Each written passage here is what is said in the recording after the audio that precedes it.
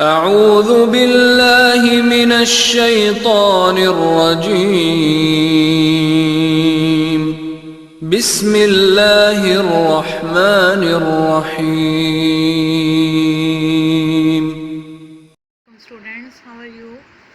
Hope you are fine. Students, my name is Binish. I am your SST teacher in the Ariyarkam School, Iqbal Town campus.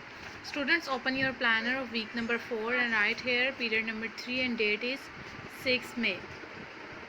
Today our topic is impact of mass wasting in erosion, ways to minimize the impact. Let's do it part B3. Students, now open your books. Page number 15. Today our topic is impact of mass wasting and erosion. Impacts of mass wasting and erosion. Write date and day here. Mass wasting and erosion have immense effects on agriculture, irrigation, human settlement and transportation. mass wasting और erosion के जो है immense का मतलब है वसी, effects असरात, वसी असरात होते हैं एग्रीकल्चर पे, इरिगेशन पे, ह्यूमन सेटलमेंट्स, ट्रांसपोर्टेशन पे. ठीक है, अब हम देखेंगे कि कौन डीपली इनको पढ़ेंगे. इम्पैक्ट ऑन एग्रीकल्चर पे इन पर बहुत असर होता है. क्या होता है कि फ्लड्स की वजह से खड़ी फसलें जो होती हैं वो तबाह हो जाती हैं. Reverse floods wear away the top fertile soil of the agricultural land. This result in less crop production. Similarly, massive mud coming downhill can completely destroy fields in valleys. इसकी वजह से पैदावार कम हो जाती है, फसलों का नुकसान होता है. नेक्स्ट है impact on irrigation. Dams and built for irrigation purpose and production of electricity की जो है पैदावार के लिए क्या होता है कि डैम्स को बनाया जाता है.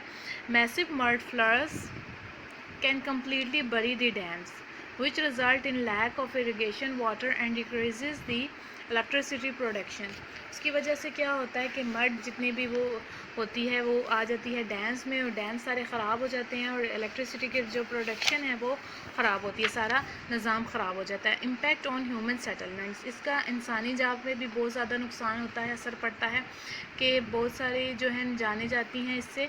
Erosion, mass wasting and erosion can wipe away human settlement on a large scale. In 1985 in Colombia, massive mud flows from an active volcano, Nevado del Ruiz, buried more than 20,000 people. जिसकी वजह से क्या हुआ था कि बहुत सारी मिट्टी और समुद्री जो भी था तूफ़ान आया था, उसकी वजह से क्या हुआ था कि 20,000 लोग थे जो मर गए थे. ठीक है, उसके नीचे आ गए थे.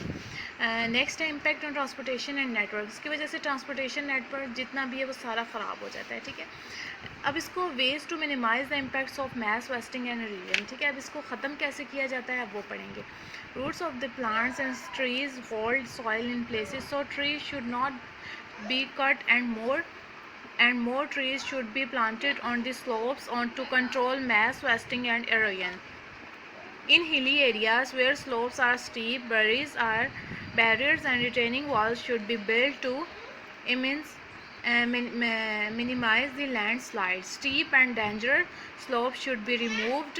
Rock barrier screens should be used to control the rock falls. Settlement in avalanche and the landslide prone area should be avoided. अब इसमें क्या होगा कि इसको मिनिमाइज़ कैसे किया जाता है. एक तो ये है कि ज़्यादा से ज़्यादा ट्रीज़ लगाने चाहिए. ठीक है, और कट नहीं करने चाहिए ट्रीज़. दूसरा ये है कि जो स्लोप्स होती हैं डेंजरस वो ख़त्म करनी चाहिए. स्टीप एंड डेंजरस स्लोप्स जो होते हैं वो रिमूव करने चाहिए. केबल्स, स्क्रीन्स यूज़ करनी चाहिए. Should be used to control the rock falls के, उसकी वजह से क्या हो कि चट्टाने ना टूटें, उसको अवॉइड किया जा सकता है. अब स्टूडेंट्स ओपन करें अपना नोटबुक. अब हम करेंगे क्वेश्चन इस चैप्टर का. क्वेश्चन नंबर 3 है.